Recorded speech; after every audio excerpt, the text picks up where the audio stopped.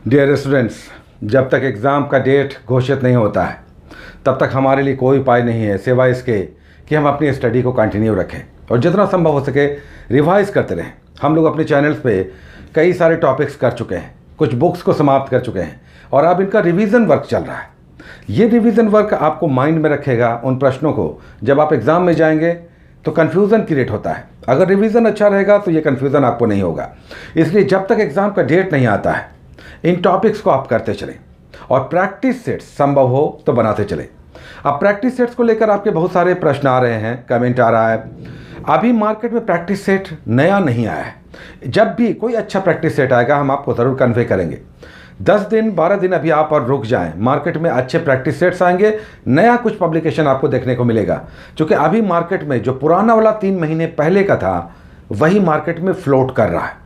बहुत सारे लोगों को पता नहीं है, दुकानदार बेच रहे हैं, तो ये पुराना सेट है, इसे रहने दीजिए। 10 दिन और आप रुक जाइए, उसके बाद नया प्रैक्टिस सेट्स आने लगेगा। क्योंकि आप पब्लिकेशंस के बहुत सारे इश्यूज मार्केट में दिख रहे हैं, लेकिन 8-10 दिन, जैसा हमने बहुत सारे बुक सेलर्स से बात किया है कि भाई नया इशू कब आएगा, तो यही कहना है कि सर 10 दिन 12 दिन 15 दिन रुक जाइए, नया इशू आएगा, नया सप्लीमेंट आपको देखने को मिलेगा, कुछ अच्छे प्रैक्टिस सेट्स, और हम आपको ज़रूर कन्वे करेंगे। हम सर्वे करके और तब आपको कन्वे करेंगे, आप उसके बाद बनाएं प्रैक्टिस सेट्स। चूँकि मार्केट में फ्लडेड हैं, लेकिन अच्छा प्रैक्टिस सेट्स करना ही बेटर रहेगा। चलिए, आज जो हम लोग टॉपिक्स कर रहे हैं उसमें आज हम लोग 1857 पिछले टॉपिक में हम लोगों ने लिया था, 1857 का महासंग्राम। क्रोनोलॉजी आप अगर देखेंगे तो उसके बाद भारत का स्वतंत्रता संग्राम शुरू हो जाता है। क्योंकि 1857 के बाद जो अंग्रेज़ और भारत के बीच जो एक चला युद्ध, उसके बाद सब कुछ स्थिर हो गया और उसके बाद नई गतिविधियां शुरू हुई। ये नई गतिविधियां थी कि पराजित और पराजय देने वाली शक्तियां, दोनों को सीख मिला 1857 से। दोनों को, अंग्रेज़ों ने भी देखा कि भारतीय अगर एकजुट हैं तो हम इन्हें पराजित नहीं कर सकते हैं, तो उन्होंने डिवाइड एंड रूल की पॉलिसी अपनाई। राष्ट्रीय जो नेता थे या बहुत सारी संस्थाएं थी, उन्हें भी सीख मिला कि हम लोग अनऑर्गेनाइज्ड हैं, संगठित नहीं हैं, और इसीलिए हम विजेत नहीं हुए। तो ये सब अब राष्ट्रीय आंदोलन की गतिविधियों के रूप में आपको दिखाई देगा। यानी अब 1857 के बाद कांग्रेस की स्थापना जिस तरह से हुई एक नए राजनीतिक संगठन के रूप में, उसके पहले के घटनाक्रम और 1905 तक जो नरम दल का फेस कहलाता है, इसमें कुछ सालों तक सीधे टकराव से बचने का प्रयास किया गया। जैसे दादा भाई नौरोजी, फिरोज शाह मेहता, गोपाल कृष्ण गोखले, बदरुद्दीन तैयब जी, सुरेंद्र नाथ बनर्जी, शिशिर कुमार घोष, ये सब लोग थोड़ा सा सॉफ्ट सोच वाले लोग थे। इनका कहना था कि अभी डायरेक्ट अंग्रेज़ों से हम टकराते हैं अगर, तो हमारी पराजय होगी, ये हमें दबा देंगे। इसलिए शुरुआती सालों में नरम दल की नीति अपनाएगी। तो इसी नरम दल के फेस को आपको करना है। 1885 से लेकर 1905 तक के फेस को करना है, जो नरम दल का फेस कहलाता है। उसके बाद ज्योग्राफी में हम लोग आज भारत की नदियां फिर से ले रहे हैं, क्योंकि ये टॉपिक बड़ा है और एग्ज़ाम फ्रेंडली है। आपने जो भी पढ़ा इसे एक बार आप और पढ़िए, अगर आपने नहीं पढ़ा है तो इसे पढ़ना ही होगा। दक्षिण भारत की नदियाँ, उत्तर भारत की नदियाँ, सदावाहिनी और जो मौसमी नदियाँ हैं, इसे समझना है। और 3 जो रिवर सिस्टम है, सिंधु हो गया, गंगा हो गया, ब्रह्मपुत्र, 3 रिवर सिस्टम है, इनकी सहायक नदियों को आप समझें। दक्षिण भारत की सबसे लंबी नदी कौन सी है, प्रमुख नदी कौन सी है, ये सब आप समझें। भारत की नदियाँ आज एज इट इज़ रहेगा। उसके बाद इंडियन पॉलिटी में आज हम लोग कर रहे हैं संसदीय समितियाँ, पार्लियामेंट्री कमिटीज़, कुछ प्रमुख कमिटीज़। यहाँ पर आपको लूसेंट में बहुत अच्छा यहाँ पे दिया हुआ है, क्रॉन में ये टॉपिक सेपरेट नहीं है। जिनके पास क्रॉन है उन्हें दिक्कतें आएंगी, तो वे नेट पर जाकर या यूट्यूब पर कुछ प्रमुख कमेटियों के बारे में जानकारी ले लें। जैसे पब्लिक अकाउंट कमेटी, लोक लेखा कमेटी सबसे महत्वपूर्ण कमेटी है, उसका प्राक्कलन कमेटी, एस्टिमेट कमेटी है, उसके बाद सार्वजनिक उपकरण कमेटी है, नियमन कमेटी है, कार्य मंत्रणा समिति है। तो ये सब कुछ प्रमुख कमेटियाँ हैं। इसमें लूसेंट में बहुत अच्छा दिया हुआ है, इसके डिटेल्स आप लें।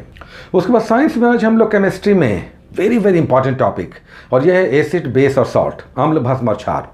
समझना है कि अम्ल किसे कहते हैं। हाइड्रोजन आयन जो लिबरेट करता हो, वैसा कंपाउंड जिसका एक्वस सॉल्यूशन, जलीय विलयन, H+ आयन लिबरेट करता हो, या प्रोटॉन लिबरेट करता हो, प्रोटॉन देता हो, प्रदान करता हो। Litmus paper, blue litmus paper को लाल कर देता हो, तो समझे कि एसिड किसे कहते हैं, बेस किसे कहते हैं, सॉल्ट किसे कहते हैं, किसके रिएक्शन से सॉल्ट का निर्माण होता है। अलग अलग सिद्धांत भी यहाँ पर दिए हुए हैं, लेकिन इसमें सबसे इंपॉर्टेंट है pH वैल्यू। किस तरह से 0 से 14 के बीच pH वैल्यू को डिस्ट्रीब्यूट किया गया। अगर pH मान 0 होगा तो ये किस प्रकार का एसिडिक पदार्थ होगा, अम्लीय पदार्थ होगा, स्ट्रॉन्ग या वीक।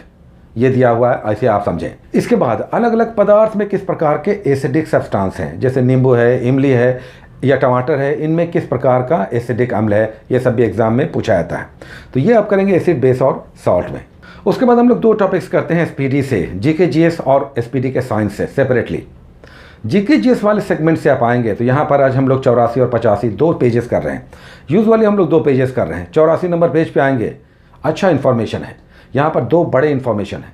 विश्व के प्रमुख खनिज उत्पादक देश, कोयला का, लोहे का, चांदी का, तांबे का सबसे बड़ा उत्पादक देश कौन सा है, तो अच्छा कलेक्शन है ये। और फिर खाद्यान्न में कौन कौन से टॉप के देश हैं, जैसे कि गेहूं में चाइना टॉप पे है, चीनी में ब्राज़ील टॉप पे है। तो ये भी बड़ा अच्छा कलेक्शन दिया हुआ है 84 नंबर पेज पे।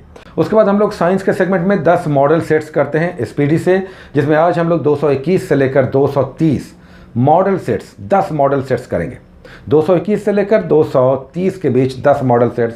नेक्स्ट टाइम ये समाप्त हो जाएगा, हम लोग एक नया सेगमेंट करेंगे साइंस में एसपीडी से। आज 10 मॉडल सेट्स आप करेंगे 221 से 230 के बीच। उसके बाद हम लोग मैथ और रीजनिंग, एक एक्सपेरिमेंटल, आपको हम 5 क्वेश्चंस कहते हैं कि सॉल्यूशंस देख के आप बना लें।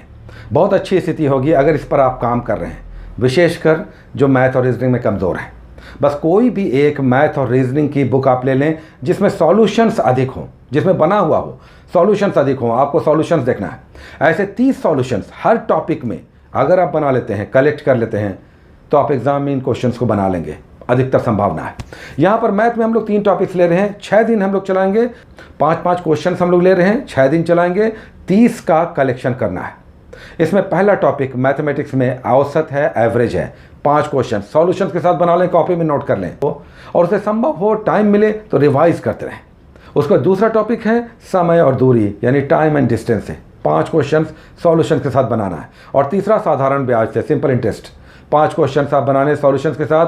30 क्वेश्चंस में तो प्रश्न नहीं उठता कि आपके प्रश्न छूटेंगे इस तरह के एग्जाम्स में। उसके बाद हम लोग रीजनिंग में भी इसी प्रकार 3 टाइप्स लेकर चल रहे हैं। एक में है ब्लड रिलेशन, रक्त संबंध, किसी की बहन है, किसी की बेटी है, किसी की पोती है, किसी की पत्नी है, तो आपस में रिलेशन क्या होगा। तो इस तरह से रक्त संबंध, ब्लड रिलेशन पे करें।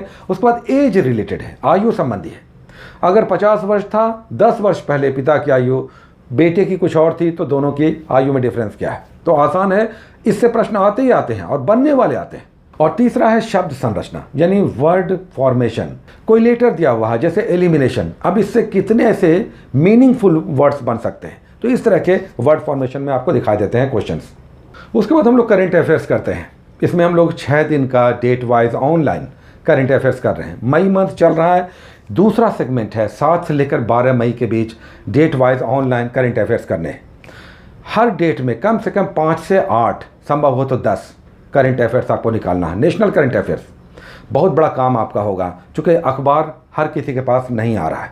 हालांकि पेपर करंट अफेयर्स के लिए सबसे महत्वपूर्ण पार्ट होता है। अगर आप अखबार पढ़ते हैं तो करंट अफेयर्स आपका कहीं अधिक बेटर और कंसोलिडेट होता है।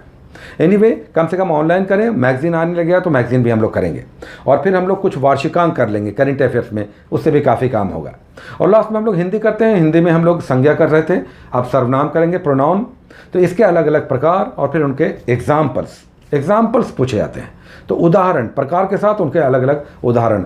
कोई भी सामान हिंदी का एक बुक आप ले लें और उसके इस तरह के एग्जाम्पल्स आप कर लें। Take care.